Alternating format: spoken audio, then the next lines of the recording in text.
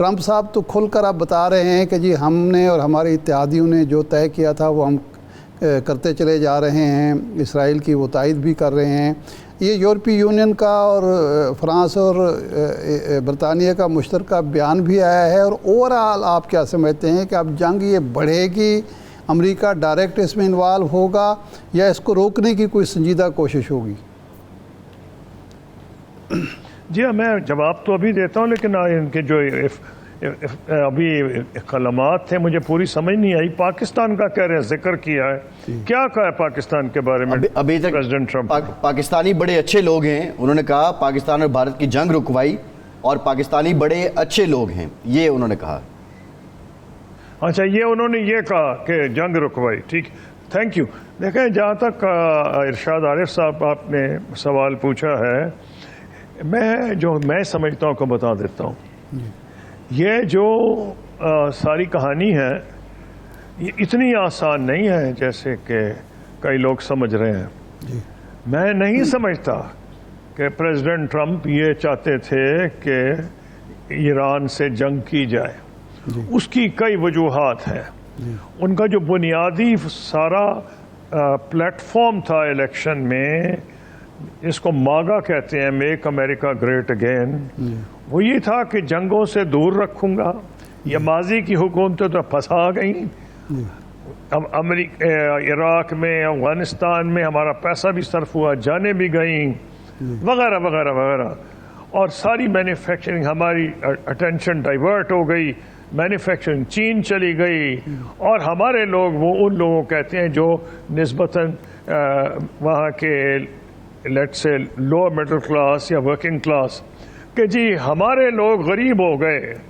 تو یہ جو سارا ان کا تھا، یہ آسانی سے وہ چھوڑنے والے نہیں تھے، کیونکہ اس میں ان کو ووٹ پڑے ہیں۔ کچھ مجھے جو سمجھ آ رہی ہے میں آپ کے ساتھ شیئر کر دیتا ہوں۔ میں نے امریکہ سے ڈیل کیا ہے، امریکہ میں پاور سینٹرز بہت زیادہ ہیں، لیکن ایک چیز بالکل کلیئر ہے کہ اسرائیل کے معاملے پہ بائی پارٹیزن کنسنسس ہے امریکہ میں، چاہے ریپبلکن پارٹی ہو چاہے ڈیموکریٹک پارٹی ہو۔ بالکل۔ ہاں، یہ ان کی جو خواہش تھی کہ یہ امریکہ کو دور رکھیں اس جنگ سے، اب اس کو یہ نظر آ رہا تھا کہ اگر نیگوشیشن ہی کرتے جائیں یہ، اور اس میں ٹائم لگ جائے، تو یہ جو بات ہو رہی تھی عمان میں، یہ تو میرا بیڑا غرق ہو جائے گا، کیونکہ یہاں مجھ پہ بھی حملے شروع ہو گئے، ایران کے جو میزائلز ہیں وہ آ رہے ہیں، تو وہ یہ نہیں افورڈ کر سکتا تھا۔ مجھے جو سمجھ آ رہی ہے، اور یہ صرف میری سمجھ نہیں ہے، آج ایک بہت لمبا آرٹیکل ہے نیو یارک ٹائمز میں، جس میں کئی لوگوں نے کنٹریبیوٹ کیا اور انہوں نے ڈیٹس کے ساتھ دی ہے، جو مجھ کو سمجھ آ رہی ہے اور بالکل میرے دل لگ رہا ہے، وہ یہ ہے کہ ٹرمپ نے کوشش کی، 2-3 اس کی اپنے آپ کو سے دور کیا، یہ بڑی ان کی تلخ کلامی بھی ہوئی، اخباروں میں بھی اس وقت آیا جس کو کسی نے ڈرائی نہیں کیا، لیکن جب دیکھا کہ میرا تو اپنا کلا کما ہو جائے گا، اور دوسری چیز سے دیکھی کہ اس سے اچھا موقع اسرائیل کو ملے گا ہی نہیں، یہ تو بہانہ ہے نیوکلیئر کا، کوئی ان کے پاس نیوکلیئر بم نہیں ہے، غلط بات ہے۔ اور یہ چیز میں کیوں کہوں، تلسی گیبارڈ جو کہ کوآرڈینیٹ کرتی ہے تمام انٹیلیجنس ایجنسیز کو، اس نے نچوڑ دے دیا انٹیلیجنس ایجنسیز کا۔ تو پرابلم یہ بن گیا ہے کہ it is not the nuclear program of Iran, problem یہ بن چکا ہے کہ اسرائیل سمجھتا ہے ایسا اچھا موقع کوئی نہیں مجھے ملے گا، جب ہم نے حماس کو بھی بہت نقصان پہنچا دیا، حزب اللہ کو بھی بہت زیادہ نقصان پہنچایا، شام میں رجیم چینج ہو چکی ہے۔ اگر اسے ٹرمپ صاحب اپنی سیاست کریں امریکہ کو گریٹ کرنے کی، تو میں تو فارغ ہو جاؤں گا۔ انہوں نے ایک سٹیج پہ فیصلہ کیا، کیونکہ ان کو بہت حیرت انگیز کامیابی ملی ہے، یہ مجھے ماننا پڑے گا کہ ایران کے اندر ان کے بہت سے مخبر مل گئے ہیں، جو لوگ اس حکومت کے خلاف تھے۔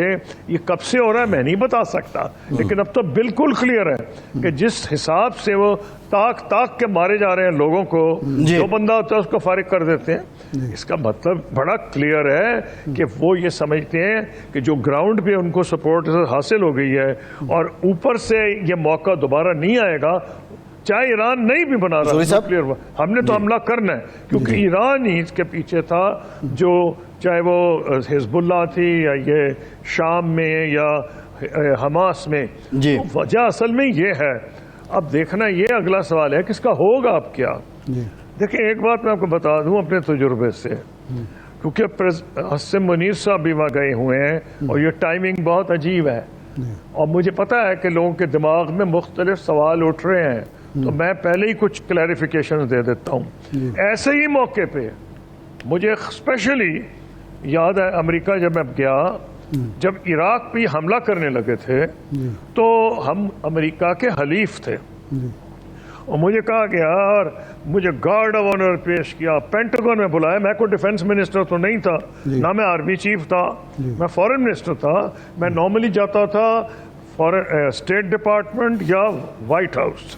اب وہاں بلایا گیا، گارڈ آف آنر، لمبی چوڑی کہانی، اور جو سیکرٹری آف ڈیفنس تھے ڈونلڈ رمسفیلڈ، انہوں نے مجھے کلیئر پوچھا کہ ہم حملہ کر رہے ہیں عراق پہ، آپ کہاں کھڑے ہوں گے؟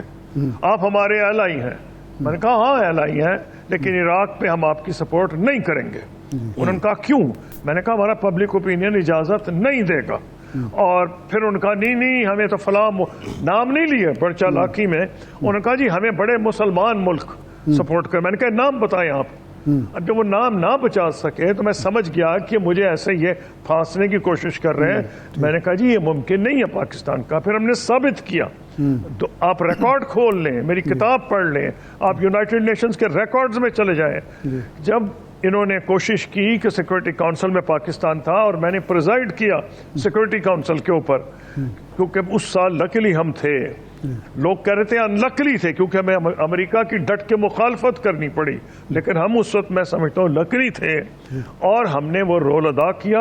اور فرانس کے وزیر خارجہ ڈومینیک د ویلپان اور جرمنی کے وزیر خارجہ جو وائس چانسلر بھی تھے، ہم تینوں نے لیڈ کیا اس موومنٹ کو، اپوز کیا کہ نہیں ہم حملہ ہونے دیں گے۔